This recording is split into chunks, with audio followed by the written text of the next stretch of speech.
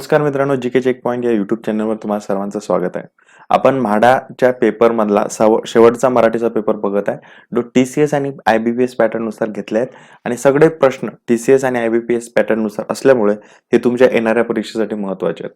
त्यामुळे तुम्ही व्हिडिओ पूर्ण बघा आणि प्रत्येक प्रश्नावर विश्लेषण करत आहे मी. त्या प्रत्येक प्रश्नाचं विश्लेषण तुम्ही नोट डाऊन करा किंवा तुम्ही लक्षात ठेवा. ठीक आहे ना? चला तर मग व्हिडिओला सुरुवात करू.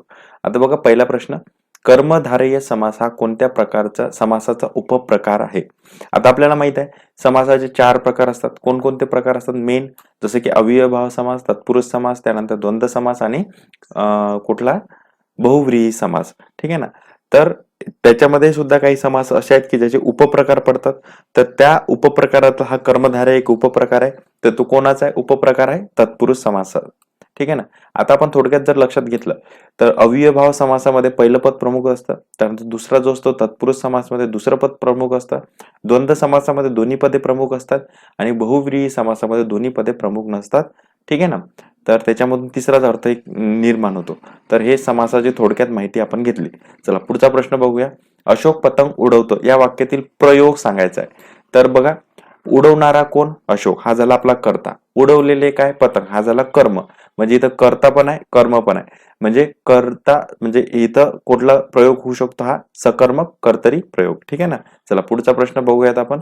प्रश्न क्रमांक 3, विदुषी या शब्दाचे आपल्याला पुल्लिंगी रूप ओळखायचं आहे. विदुषी स्त्रीलिंगी आहे, तर पुल्लिंगी काय होईल? विद्वान. तर बघा, विदुषीचं विदूषक होत नाही. विदुषी म्हणजे ज्ञानी व्यक्ती, ज्ञानी महिला. ठीक आहे ना? तर ज्ञानी महिला, विद्वान महिला अशी आपण म्हणू, पण त्याचं पुल्लिंगी आपल्याला करायचं आहे, तर विद्वान असं होईल. चला पुढचा प्रश्न बघा. व्याकरण दृष्ट्या अचूक वाक्य शोधायचं आहे. अचूक वाक्य, डायरेक्ट आपण अचूक वाक्याकडे जाऊया. धर्मशाळेपुढे आमचे क्षेत्रोपाध्य उभे होते. आता तुम्ही जर बाकीचे शब्द बघितले तर बघा, क्षेत्रपाध्य कसं लिहिलंय, हा क्षेत्रोपाध्य कसा लिहिलाय, तर क्षेत्रीपद्य लिहिलंय आणि हा क्षेत्रोपाध्य हा शब्द अगदी व्यवस्थित आहे. चला ठीक आहे, पुढचा प्रश्न बघूयात आपण. मेधावी, मेधावी म्हणजे काय? प्रज्ञावंत व्यक्ती. खूप मेधावी आहे तो असं आपण म्हणतो. खूप प्रज्ञावंत मनुष्य आहे असं त्याचा अर्थ होतो. मेधावी म्हणजे काय? प्रज्ञावंत. चला पुढचा प्रश्न बघूयात. शेजारचा मुलगा पुस्तक वाचत होता याच्यातील आपल्याला काळ ओळखायचा आहे. तर वाचत होता, वाचत होता काय आहे हे? भूतकाळात घडलेली गोष्ट. मग भूतकाळात पूर्ण झालेली गोष्ट आहे का ते? तर नाही, अपूर्ण गोष्ट आहे. म्हणून काय कोणता काळ येईल? अपूर्ण भूतकाळ. चला पुढचा प्रश्न बघूयात आपण. सासवा हे कोणत्या शब्दाचे अनेक वचन आहे? तर सासवा हे ऑलरेडी अनेक वचन आहे दिलेलं. तर हे कोणत्या शब्दाचं अनेक वचन आहे? तर ते काय होईल? सासू. ठीक आहे. आता तुम्ही याच्यातले काही नियम आहेत जे एक वचनाचे आपण अनेक वचन करताना काही मराठीचे काही नियम असतात, ते थोडक्यात आपण एकदा बघू आणि मग पुढे जाऊ. आता बघा, इथं काय दिलंय? सासू. सासू हे काय? उकारांत आहे. तर उकारांत स्त्रीलिंगी नामाचे अनेक वचन कशामध्ये होत असते? वाकारांत. म्हणून इथं उदाहरण तिथे दिसतंय तुम्हाला बघा. सासूचं काय झालं? सासवा. ठीक आहे ना? त्यानंतर इथं जर तुम्ही दुसराचा विचार केला तर आता ससा बघा. तर ससा हे अनेक वचन आहे. तर ससे त्याचं अनेक वचन काय होईल? ससा हे एक वचन आहे, त्याचं अनेक वचन काय होईल? ससे होईल. तर इथं बघा, सहसा हे आकारांत आहे आणि पुल्लिंगी आहे. तर म्हणून आकारांत पुल्लिंग नामाचं अनेक वचन हे कशात होत असते? एकारांत होते. बघा, सहसा, सहसे. त्यानंतर अजून इथे एक शब्द दिसतोय बघा, अकारांत. आता अकारांत स्त्रीलिंगी नामाचं हे अनेक वचन हे आकारांत किंवा इकारांत मध्ये होत असते. ठीक आहे ना? जसं उदाहरण आपण जर घेतलं तर सून, सुना, वेळ, वेळा, भिंत, भिंती. ठीक आहे, अशा पद्धतीने. तर अशा तुम्हाला याची माहिती तुम्हाला भेटेल. चला पुढचा प्रश्न बघूया. प्रश्न क्रमांक 8, राम गणेश गडकरी यांनी कोणत्या नावाने कविता लिहिलं? आता मी तुम्हाला आधीच्या व्हिडिओमध्ये सुद्धा सांगितलं की हे लेखकाचे जे टोपण नाव असतात ते तुम्हाला माहित असणं आवश्यक आहे. तर राम गणेश गडकरी म्हणजेच कोण? गोविंदाग्रज. आणि हे तुम्हाला आता बाकीचे लक्षात घ्या. इथं आपण बघू, अनिल. अनिल म्हणजे कोण आहेत? तर आत्माराम रावजी देशपांडे. ठीक आहे. तर केशवसूत म्हणजे कोण? कृष्णाजी केशव धामले. ठीक आहे ना? आता बघा, इथं दोन आहे, एक केशवसूत आहे आणि एक केशव कुमार आहेत. तर ते तुम्ही दोन्ही लक्षात ठेवायचे. तर इथे केशवसूत म्हणजे कोण? कृष्णाजी केशव धामले. त्यानंतर बालकवी हे त्र्यंबक बापूजी ठोंबरे. हे तुम्ही सगळ्या गोष्टी लक्षात ठेवा. चला पुढचा प्रश्न बघा. धवल क्रांती, धवल कीर्ती हे कोणत्या समासाचे उदाहरण आहे? धवल कीर्ती हे कर्मधारय समासाचे उदाहरण आहे. आता इथे थोडस बघा तुम्ही, कर्मधारय समास म्हणजे काय असतं की एका प्रकारच्या शब्दाचा हा विग्रह केल्यानंतर दोन्ही पदे प्रथमा विभक्तीत असतात आणि दोन्ही पदांचा संबंध विशेषण व विशेषण स्वरूपाचा असतो. ठीक आहे ना? एवढं तुम्ही लक्षात ठेवा कर्मधारयाच्या बाबतीत. त्यानंतर बघा पुढचा प्रश्न, प्रश्न क्रमांक 10. त्यांनी घराजवळ गाडी उभी केली. या वाक्यातील कर्म सांगायचं आहे. आता आपण कर्म कसं ओळखत असतो? जेव्हा आपण क्रियापदाला ला, ली, ले असे शब्द विचारतो किंवा असं करून प्रश्न विचारतो, तेव्हा आपल्याला काय भेटत असते? कर्म.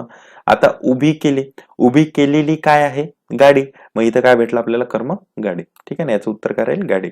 चला प्रश्न क्रमांक 11 बघा. आज भारतीय संघ खूप चांगला खेळला. या वाक्याचे आपल्याला काय उद्गारार्थी करायचं आहे. तर अचूक रूपांतर कोणतं होईल? तर किती चांगला खेळला आज आपला भारतीय संघ आणि उद्गारवाचक चिन्ह. ठीक आहे ना, याचं उत्तर आपल्याला भेटतं. चला पुढचा प्रश्न बघा. आसवे या शब्दाचे एकवचनी रूप सांगायचं आहे. तर आसवे हा अनेकवचनी इथे दिलेला आहे, तर याचं एकवचनी काय होईल? आसू. ठीक आहे ना. आता आपण जसं आधीच्या नियमामध्ये बघितलं, हा नियम पण थोडासा बघून घेऊ. उकारांत, उकारांत म्हणजे छोटा ऊ. उकारांत नामाची अनेक वचन होताना बऱ्याचदा य व व हे आदेश होऊन अनेकवचन तयार होतं, जसं की आसू च आसवे. चला पुढचा प्रश्न बघू. उद्या मी यावेळी घरी जेवत असेल, या वाक्यातील आपल्याला काळ ओळखायचा आहे. उद्या मी आपल्या घरी जेवत असेल, असेल हे म्हणजे भविष्यात होणारी क्रिया, आणि भविष्यात होणारी क्रिया कशी आहे? पूर्ण झालेली आहे का नाही? तर अपूर्ण आहे. मग कोणता काळ येईल? अपूर्ण भविष्यकाळ. ठीक आहे ना. चला पुढचा प्रश्न बघू. प्रश्न क्रमांक 14. कीर्ती शब्दाचा विरुद्धार्थी लिहायचा आहे. तर कीर्तीचं अज्ञानी होईल का नाही? अर्थपूर्ण होईल का नाही? अपकीर्ती, अपकीर्ती होणार. तर अपकीर्ती आपल्याला उत्तर सापडतं. चला पुढचा प्रश्न बघू. प्रतिगामी या शब्दाचा विरुद्धार्थी शब्द लिहायचा आहे. तर प्रतिगामी, प्रतिगामी, पुरोगामी, हे पुरोगामी महाराष्ट्र आपण त्याला असं म्हणतो. तर प्रतिगामी आणि पुरोगामी हे सगळ्या महाराष्ट्राला माहिती आहेत. तर याचं उत्तर काय होते? पुरोगामी. चला पुढचा प्रश्न बघू. कर्णाची उदारता आणि अभिमन्यूचे शौर्य पाहिले की मनाला आनंद होतो. या वाक्यातील भाववाचक नामे ओळखायचं. आता तुम्ही पहिले लक्षात घ्या. तर याचं उदारता आणि शौर्य असं उत्तर आहे. आता उदारता आणि शौर्य हे कसं असते बघा. पहिले भाववाचक नाम म्हणजे काय लक्षात घ्या. ज्या नामाने प्राणी किंवा वस्तू यांच्यामध्ये असलेले गुण, त्यांचा धर्म किंवा त्याचा प्रकारे भाव याचा बोध होतो, त्याला आपण काय म्हणत असतो? भाववाचक. आता बघा इथे कर्णाची, कर्ण हे नाम आहे आणि त्या कर्णाची काय भाव दिसतोय, गुण दिसतोय? उदारता. त्यानंतर अभिमन्यू, परत अभिमन्यू हे नाम दिसत आहे. त्या नामाचं विशेषता किंवा गुण शौर्य. तर म्हणून हे शब्द आपल्याला दिसतात. उदारता आणि शौर्य काय आहे? भाववाचक नाम. ठीक आहे ना. चला पुढचा प्रश्न बघू. प्रश्न क्रमांक 17. पुढील पैकी कोणता शब्द रावा शब्दाचा समानार्थी शब्द नाही? आता बघा, शुक, राघू, पोपट हे म्हणजेच काय? रावा असं म्हणतात. शुक, राघू आणि पोपट. मग कोणता शब्द आपल्याला दिसत नाही? तो म्हणजे पल्लव. ठीक आहे ना. चला प्रश्न क्रमांक पुढचा बघा. 18. हे कोणत्या प्रयोगाचे उदाहरण आहे? तर सभेत पत्रके वाटली गेली. वाटली गेली, वाटल्या गेलेली काय? पत्रके. पत्रके इथं मग काय भेटेल? आपलं कर्म. याच्यामध्ये जर विचार केला ना, कर्ता आपल्याला क्लिअर दिसत नाही. तुम्ही जर प्रश्न विचारला क्रियापदाला की वाटणारी काय, तर त्याच्यात आपल्याला कर्ता सापडत नाही.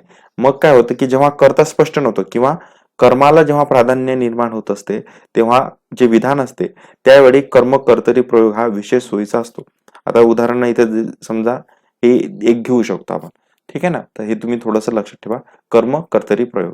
चला पुढचा प्रश्न बघा.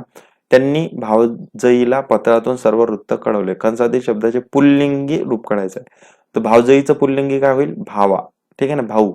तर भावाला असं होईल. त्यांनी भावाला पत्रातून सर्व वृत्त कळवले असं त्याचं उत्तर होईल. ठीक आहे ना. चला पुढचा प्रश्न बघू. खालील दिलेल्या वाक्याचे अचूक मिश्र वाक्य कोणते ते निवडायचं आहे. उद्या दुकान उघडेल, मी कपडे घेईन. तर आपल्याला काय मिश्र वाक्य करायचं आहे. तर मिश्र वाक्य करताना आपण कसं करणार? उद्या दुकान उघडले तर मी कपडे घेईल असं त्याचं उत्तर होईल. ठीक आहे ना. तर आपल्याला वाक्याचे प्रकार माहित आहेत. केवळ वाक्य, मिश्र वाक्य आणि संयुक्त वाक्य. हे बऱ्याच वेळा आपण डिस्कस केलंय, त्यामुळे आता परत परत डिस्कस करू नाहीये. ठीक आहे ना. चला पुढचा प्रश्न बघू. पुढचा प्रश्न हा पॅराग्राफ रिलेटेड आहे आणि पॅराग्राफचे प्रश्न सोपे असतात. तुम्हाला ऍट द मोमेंट व्यवस्थितरित्या पॅराग्राफ वाचून ते सॉल्व्ह करायचे. ठीक आहे ना. तर तुम्ही इथे नवीन नसाल तर सबस्क्राईब करा. व्हिडिओ आवडला असेल लाईक करा आणि असेच बाकीचे व्हिडिओ सुद्धा ऑलरेडी टाकलेले आहेत, ते तुम्ही जाऊन बघा. तुम्हाला याचा नक्की फायदा होईल. मी तर म्हणेल की हे व्हिडिओ पाहिल्यानंतर तुम्हाला मराठी वाचण्याची गरजच पडणार नाही. ठीक आहे ना. चला तर मग भेटूया आपण पुढच्या व्हिडिओमध्ये. धन्यवाद.